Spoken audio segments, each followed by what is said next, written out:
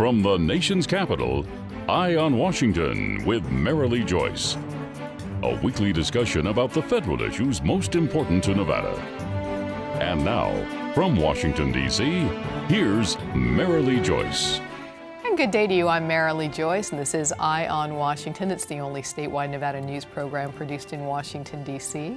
Every week, Eye on Washington takes you straight to Capitol Hill for a discussion with Nevada's delegation and other leaders about the federal matters that matter to you. Today's topic, should they stay or should they go? We're going to look at one Nevada congressman's views on the Deferred Action for Childhood Arrivals program. And that congressman is my guest today. He is Nevada U.S. Congressman Mark Amodei. Thanks for being here. Thanks for having me. Appreciate it. Well, earlier this year, President Trump ended an Obama-era policy that allowed so-called dreamers, that's undocumented immigrants who came to the U.S. as children, to legally live and work in the United States. His revocation came with a deadline for the Congress to decide these people's stay or go fate. And today on Eye on Washington, we'll give you an overview of DACA and tell you why it's such a polarizing issue for so many people. We'll learn where my guest stands on the program, and we'll find out his thoughts on what ultimately should be done to end the illegal immigration battle. 13,000 Nevadans are among the 800,000 young undocumented workers in this country who work legally thanks to the Deferred Action for Childhood Arrivals program. DACA was enacted through an executive order by former President Barack Obama in 2012. It made the dreamers eligible for work permits, it allowed them to apply for Social Security numbers, and it protected them from deportation. In September, President Trump revoked the measure, ordering Congress to decide within 6 months whether these individuals will be allowed to retain their legal status or face deportation. And Congressman, we're going to look at a bill that you're fighting for that you believe would solve the DACA program. We're going to look at that in a while, and we're going to some other legislative efforts as well. But for this segment, why, in your opinion, is DACA such a big battle on the Hill and across this country? In short, Marilee, because it's been uber politicized by both sides. The facts are not much in issue.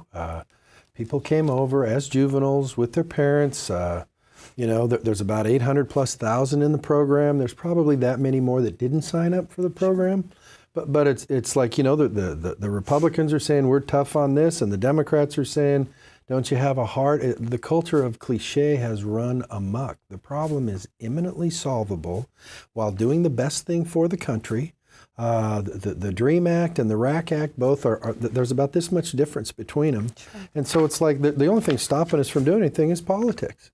It's really become politicized. Well, and let me tell you what, I say, they go, well, who's he criticizing? I'm criticizing both sides. Sure. There's no excuse for not having dealt with this. Well, I'm going to share some very frustrated comments that you've made on this, lambasting both parties, as you say. But if Congress, if Congress does not get this done, doesn't that, or doesn't pass some meaningful DACA solving legislation before it expires, what is that going to mean to the 13,000 dreamers in Nevada?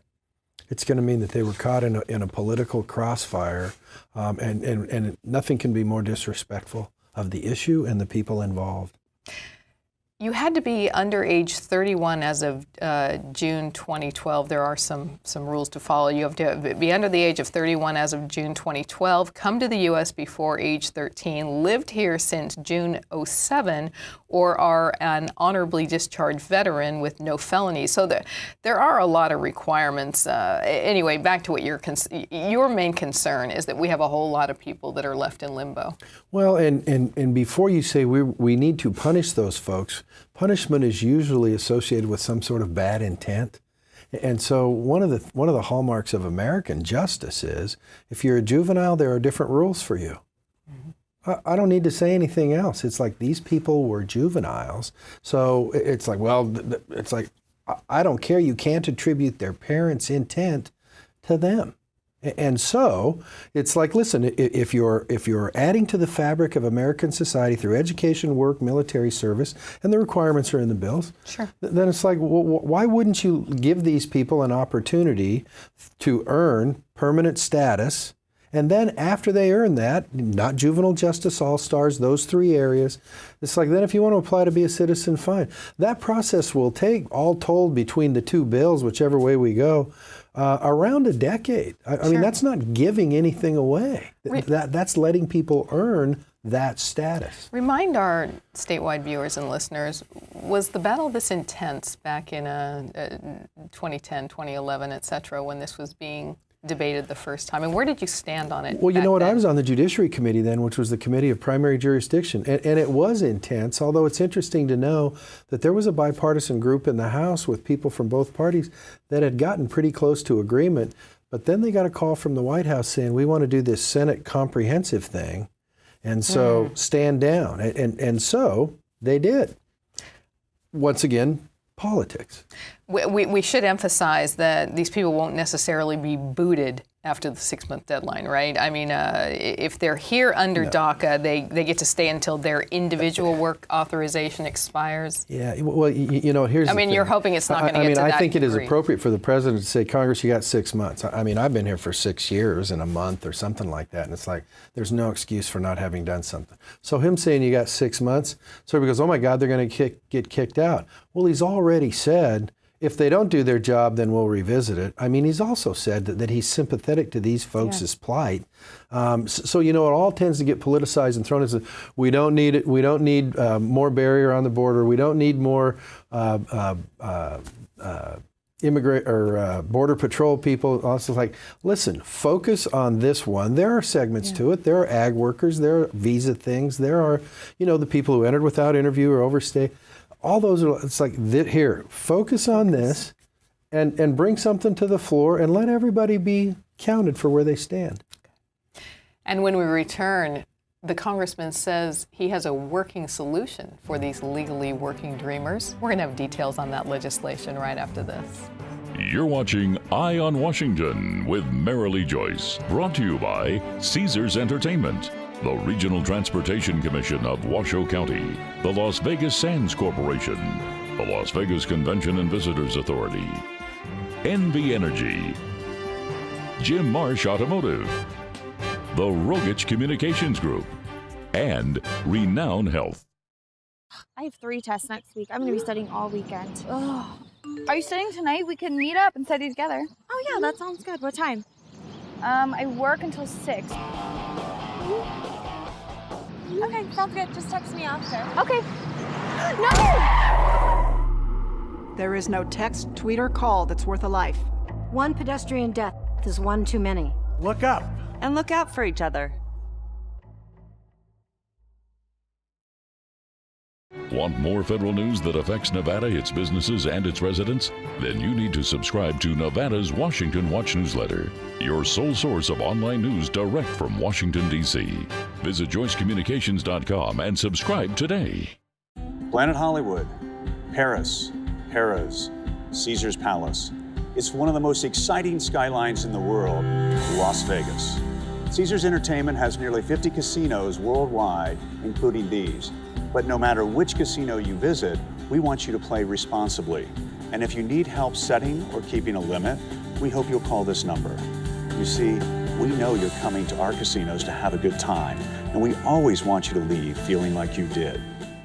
It takes less than 1 minute to find out if you may have prediabetes. You can do it here.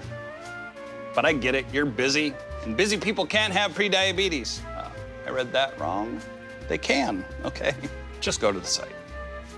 A family's presence in the hospital helps children heal faster and cope better. But children who need specialized medical care are often sent out of the Reno area for treatment. Costs can get unmanageable, and it can be difficult for families to accompany their sick child. The Travel for Treatment program, presented by Ronald McDonald House Charities Northern Nevada, gives parents travel assistance when a child's medical treatment is not available at a local hospital. Please contact us today for more information and to see how you can help. Donate online at rmhc-reno.org. And welcome back to Eye on Washington and our look at one Nevada leader's ideas for how to solve the DACA battle. My guest today is Nevada U.S. Congressman Mark Amodei.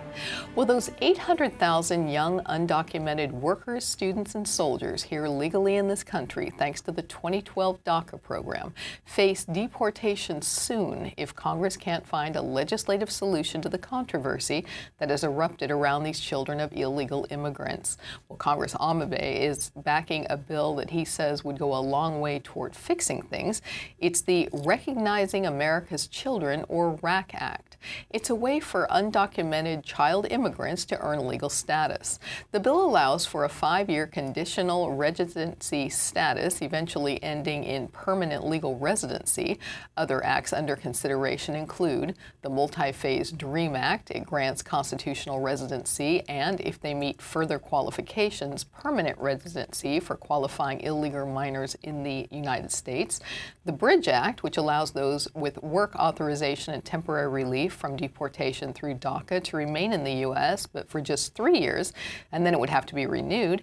And the American Hope Act, which lets DACA participants apply for conditional permanent status and offers a 5-year pathway to citizenship. So, Congressman, we're not going to be able to get into all those bills, obviously. It's in one show. But I want to let you reiterate a major point here you made in the press recently. In September, you were referring to those 800,000 people, and you said, quote, that number includes individuals currently serving in our military, working professionals, students, and other contributing members of our societies.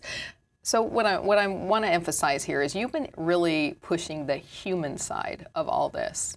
Well, and you know, I remember when Rick Perry was running for president, he said, don't you people have a heart? And everybody screamed and yelled and all. It's like, forget about having a heart. This is in the country's best interest for people who are serving in the military, valuable parts of the workforce, and are furthering their part in the economy of the country through education. And so when you sit there and go, I'm not doing this because I feel sorry for anybody, this makes sense for America as a community as a whole.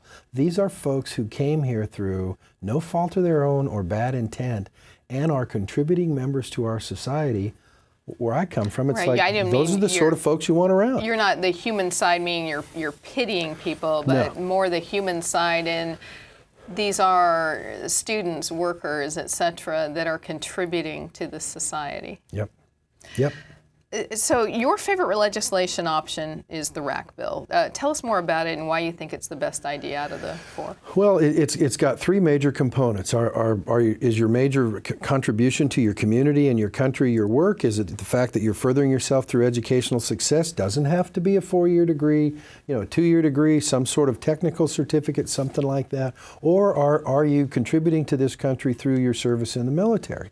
And so when you look at that, it's like, and then you look at the DREAM Act and you're going, the difference between them is not that much. So some of the time frames are a little different. Not enough to dig ditches and start shooting at each other.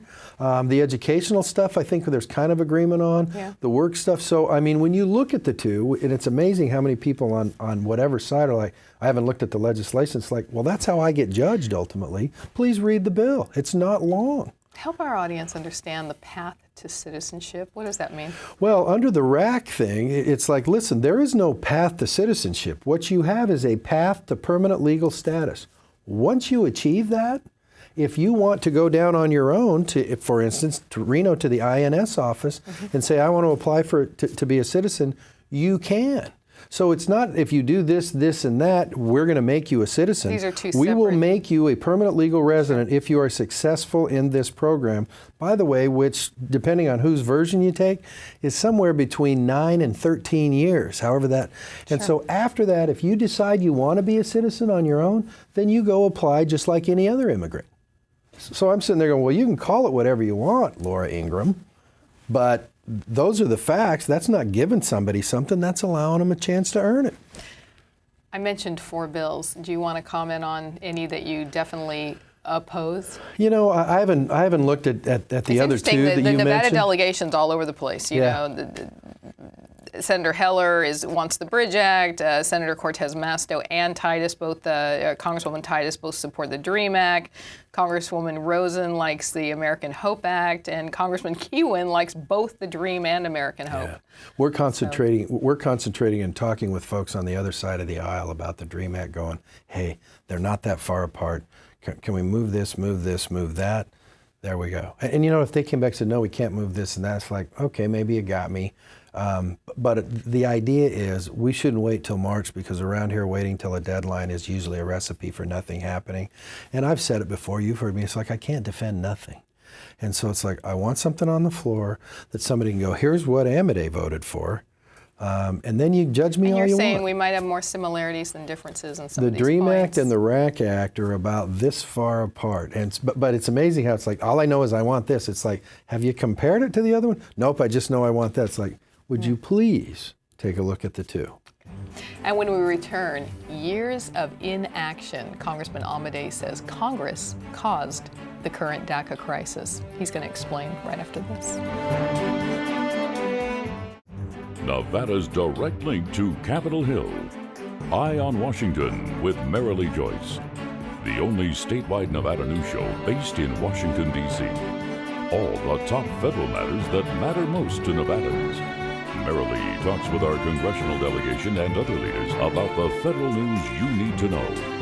Eye on Washington with Marilee Joyce. Nevada's Eye on Capitol Hill. When you think RTC, what comes to mind? How about jobs? RTC road projects bring thousands of jobs to Washoe County, expanding and connecting northern Nevada, growing our local economy, providing a more secure future for our residents and their families. So when you think jobs, think RTC. Your RTC, the RTC of Washoe County. We're not a miracle drug. We're not a technology. We're not doctors.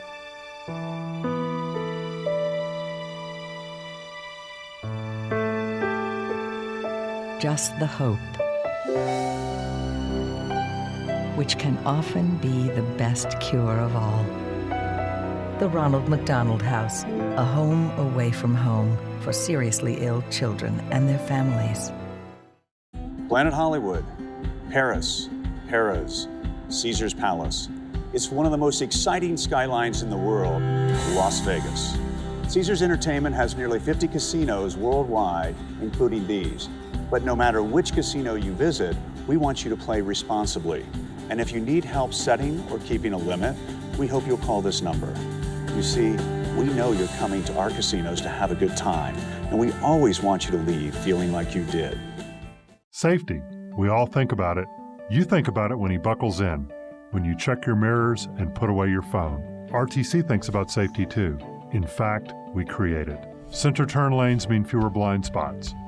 Bike lanes keep cyclists and you safe. Roundabouts reduce injury collisions, and all these crosswalks are designed to keep families like yours safe. Safety is your priority, and it's ours too. Every day, in everything we do. And welcome back to Eye on Washington, our discussion of my guest view on DACA and related news. We've been visiting with Nevada U.S. Congressman Mark Amodei. Well, if you've been a longtime viewer or listener of Eye on Washington, you know that the gentleman to my right is a very gracious guest, but I'm going to let my statewide audience on what's becoming a poorly kept secret here in Washington, D.C.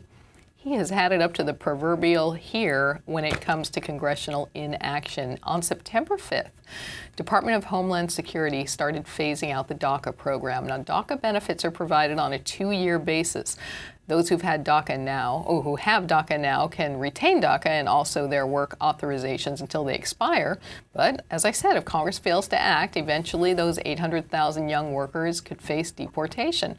My guest says he's had it with Congress's inaction on immigration reform, which he says has led to the current DACA war. In September, Here's what he told the press, quote, "For those angered by this issue, I recommend shifting your anger to congressional leadership on both sides of the aisle." He added that it's Congress's job to regulate immigration and says that failure to act has left a void. And here's a press release rant against your non-acting colleagues in both parties, again from September, quote, "If this is really about the issue of refugees and immigration reform, opponents should be camping out on leadership steps, demanding they take action and bring something to the floor for a vote instead of allowing these issues to disintegrate further." I said that? That was you. You're not too happy with your colleagues. I support that. You know, I mean, I'll just be brief, but in 2008, when Nancy Pelosi was running the House, Harry Reid had 60 votes in the Senate, and Barack Obama was in the White House, we did nothing. Then fast forward, you say, well, he's picking on the Democrats. No, now fast forward, it's like we've had the majority in the House of Representatives since I've been here in 2011. And what have we brought to the floor? For all intents and purposes, nothing. And so you sit there and say, how do you defend nothing?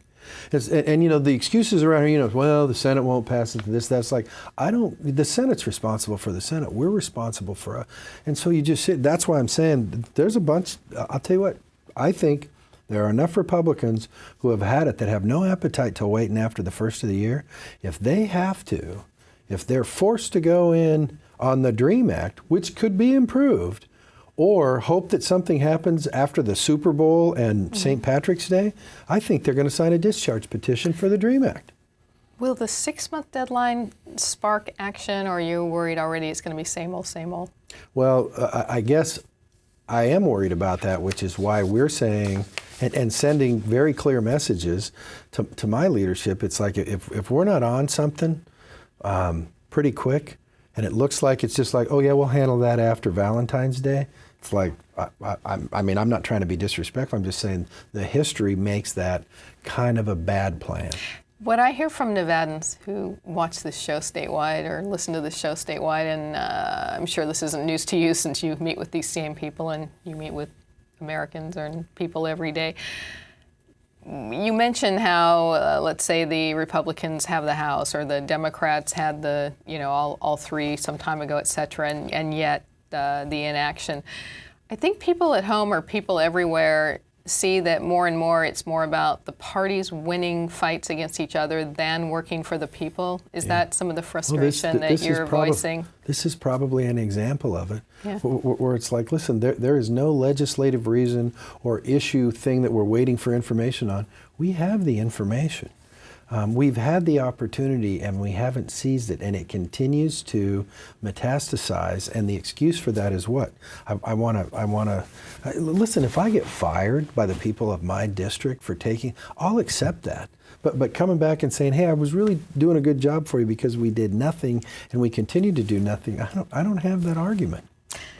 You're king of the forest. How do we solve DACA and illegal immigration?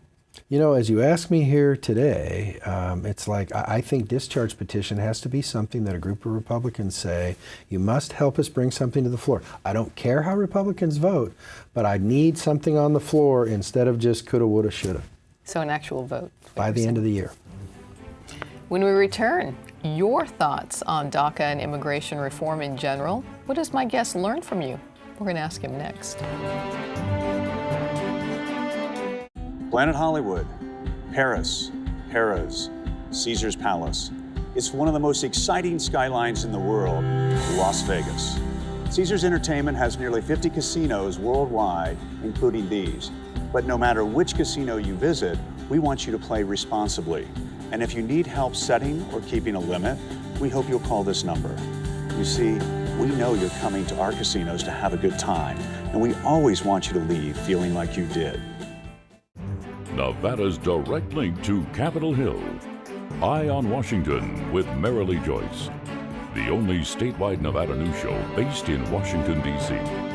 All the top federal matters that matter most to Nevadans. Marilee talks with our congressional delegation and other leaders about the federal news you need to know. Eye on Washington with Marilee Joyce. Nevada's Eye on Capitol Hill.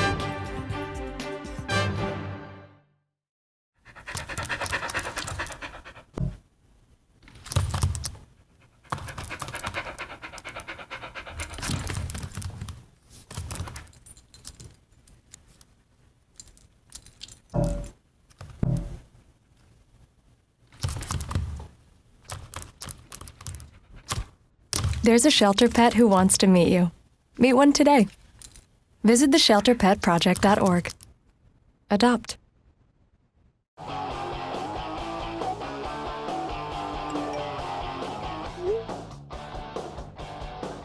Are you studying tonight? We can meet up and study together. Just text me after. Okay. No! There is no text, tweet, or call that's worth a life. One pedestrian death is one too many. Look up. And look out for each other.